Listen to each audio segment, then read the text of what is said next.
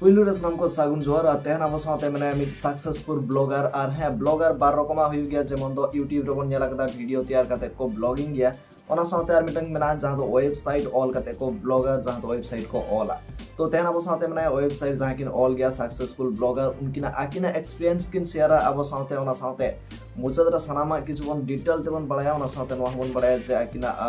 monthly रे blog throw ते तिना किन अर्निंग गेदा नवा सानामा बन बड़ाया तो तेहन आबो साथे माने सुप्रकाश गमके ताके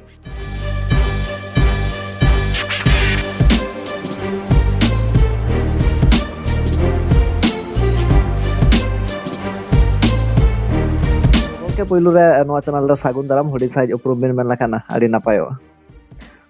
साराम को के जोहार गे इनसे कोई हो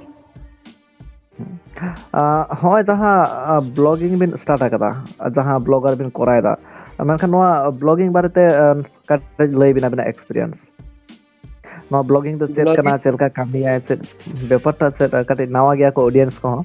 तो जहां दो उना को लहारे इया उपरुमिंग एम लगे इंदो कनन इया जम दो हुयु कना सुप्रकाश मरांडी और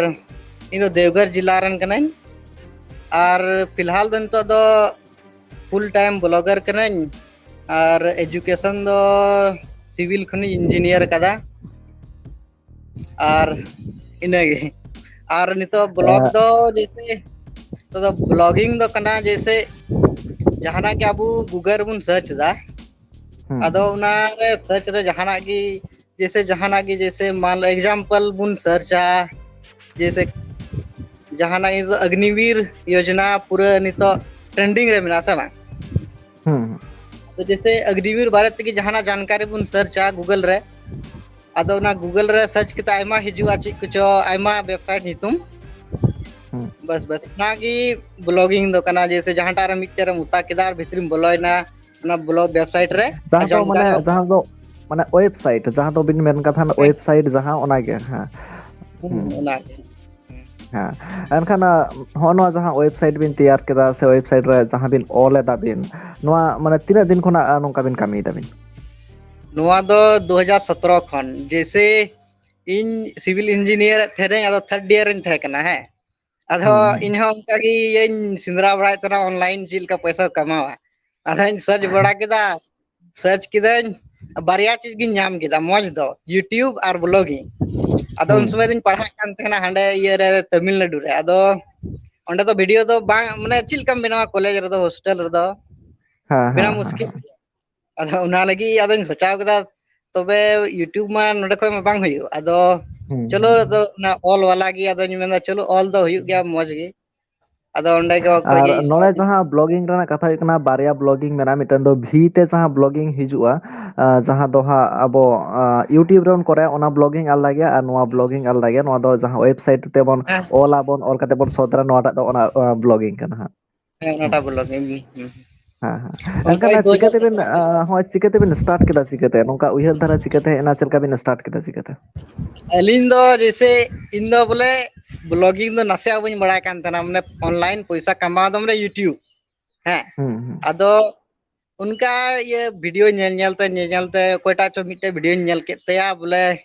ब्लॉगिंग तो हम नवा वेबसाइट माने वेबसाइट बिना तो पैसा कमा दा वेबसाइट हो जैसे यूट्यूब रे एडसेंस ये कना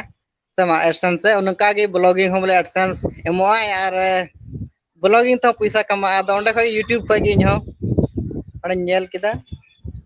एनखान जहां वेबसाइट रे आबिन बिन तैयार कदा से जहां वेबसाइट रे बिन कामी दा ओना वेबसाइट रे नितुम जदि बिन रिवील के आड़ी नापाय को हां ऐसे मा 5-6 वेबसाइट मिला 5-6 तो पे हड़ले कमी कना है अदो 5 टी रे अब बारिया पिया दो ना तो पर्सनल गया जहां तो जैसे जहां के जदी यूट्यूब पर हम ले लिखा को कॉपी को दाड़ी जता अदो बारिया तो थोड़ा सीक्रेट गया अदो जहां ऐसे उना कॉमन वाला जहां टा ले नितो ले कमी है जहां जोर सोर चला करा ना दो tophindy.in tophindy.in हां हां ओना साथे जहां जदि उनका ब्लॉगिंग रे हेज सना को एनखान से बिन मने दा ब्लॉगिंग रे करियर मेना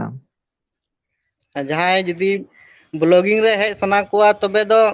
आसान गया मिटे मोबाइल जरूरा सिर्फ जैसे जहां की नवा गया मोबाइल जरूरा और जैसे मोबाइल फ्री हो बिना और पैसा वाला हो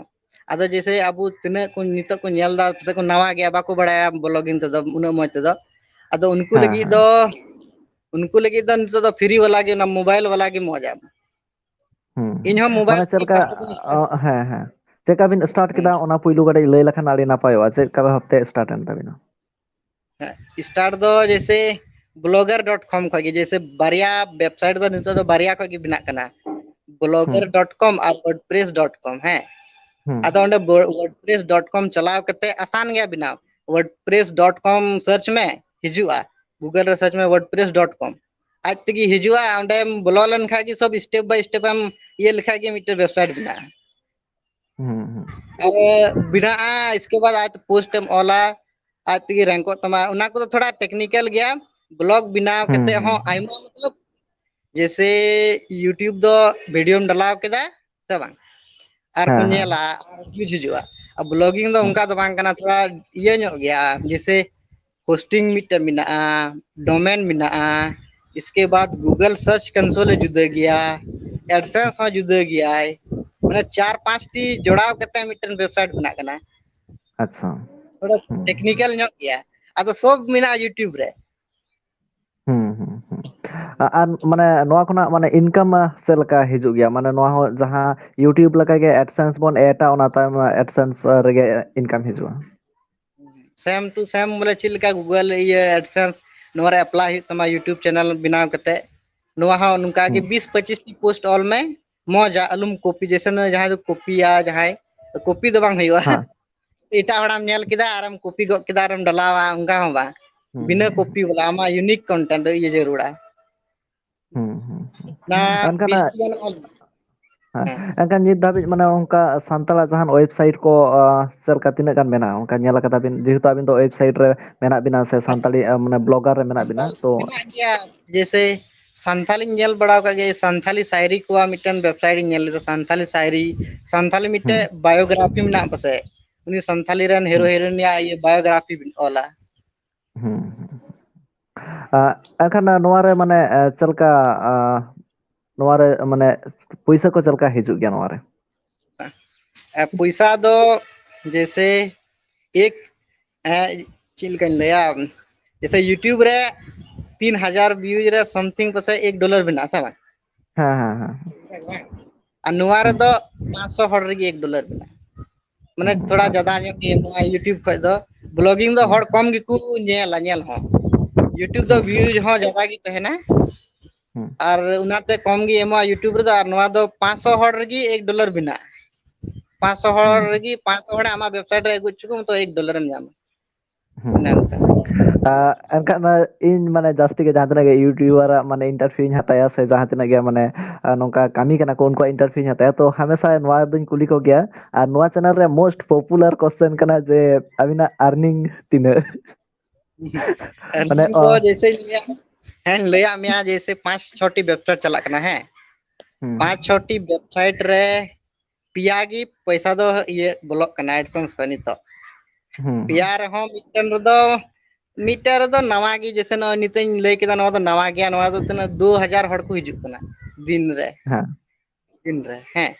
और टोटल मिले कते दो $1000 गान हिजु कना प्रत्येक महीना नितो मा सीपीसी कम कना माने $1000 माने बुझे दाले कना बन नेतार हयतो माने $1 समान 80 टाका नोंका समथिंग हिजु कना हा हां ताहले बुझे दाले $1000 माने कैलकुलेशन तावन पे स्क्रीनशॉट आ मा अच्छा चलो इनका आरो नोले प्रूफ के साथ में अंदर तो स्क्रीनशॉट बन नामेदा तो नोडे बन एटेका आर है जा को आर है चेन मैसेज भी नमा को नवा ब्लॉगिंग रे जहां बिन करायदा अबरन ऑडियंस को नित धाबि को नावा गया को चला से यूट्यूब रे लिस्ट नेला का को हेजु कना को मेनखान ब्लॉगर दिया तो दोमेंटर के को नावा गया तो चेन मैसेज भी नमा को तरफ ब्लॉगिंग दो जैसे जहां की नवा की ब्लॉगिंग सुनाय दिया से बा तबे तो नी चीज लगी कम से कम 6 महीने दो जरूर आ गया 6 महीने चीज आए तबे की ब्लॉगिंग दो दाड़ी आदो ना हो सब बिना यूट्यूब रे डोमेन मिना डोमेन कल खम हतावा होस्टिंग ची कना इसके बाद गूगल सर्च कंसोल ची कना गूगल ये वेबसाइट खन एडसेंस चिल का अटैच सब एकदम सब A to Z माने YouTube रेम नामा माने और इन जहां दो तक नामा झतो फ्री तेगे नामा फ्री तेगी और जहां जदी ब्लॉगिंग ची सनाय को तबे खासकर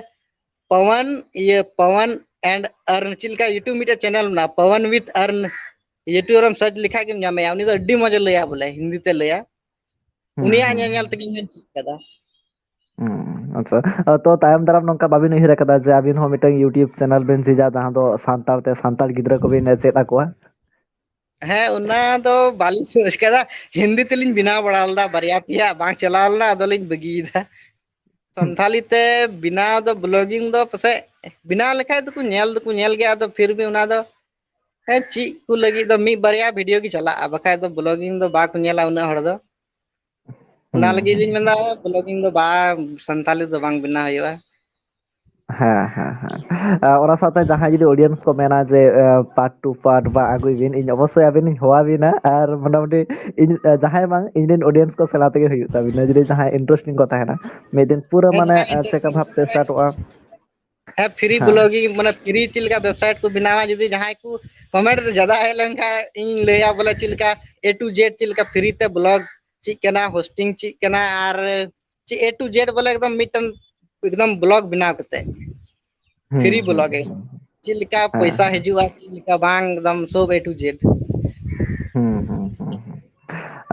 चला से सारी गे नित धाबी मोटामुटी आजम हुई कना जे ब्लॉगिंग ते पैसा को अर्निंग गया से ब्लॉगिंग खरा पैसा हिजु गया मेनखान तेन फर्स्ट टाइम अब सामांग रे मेनाया जहां दो अब माने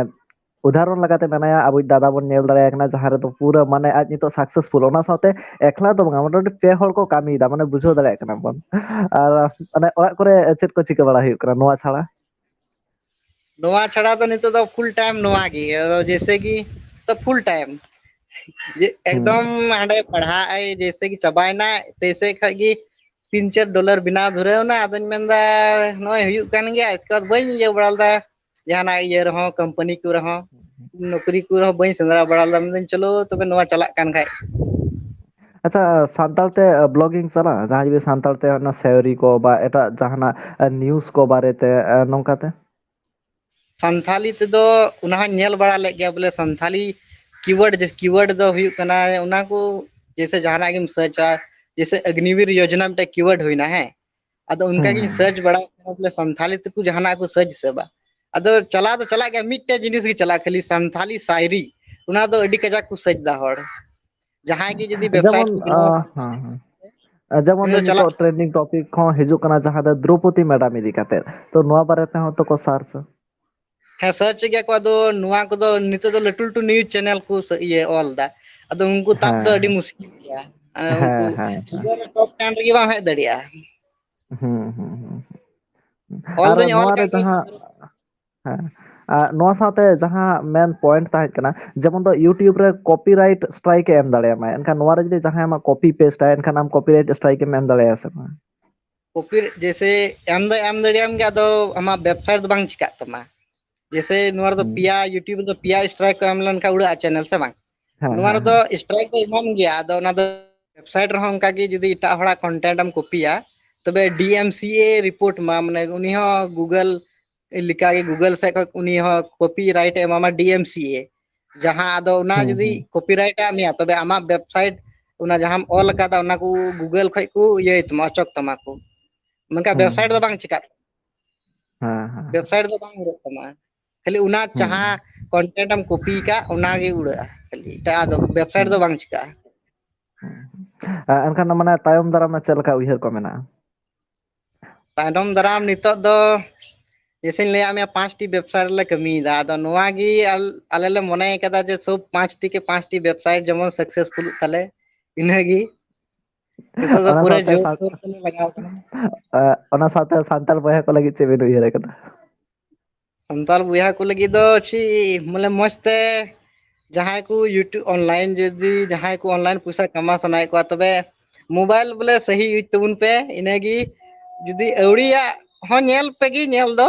आ मौज हो नेल पे जहां आइमा मिना नेतार ऑनलाइन पैसा कमा लगी यूट्यूब होइना जैसे इन ब्लॉगिंग होइना और हो इंस्टा रील होइना जहाना की बिना तबुन पे इनेगी आर चीज मेना मौज बिन माने फोन टा जहाते माने सही जायगा रे इस्तेमाल मा से आपे हो किछु सही कराव रेना जगह चेष्टा रे फोन पे इन हो फोन जहां ये वेबसाइट इन बिना दा इन फोन को इन स्टार्ट कादा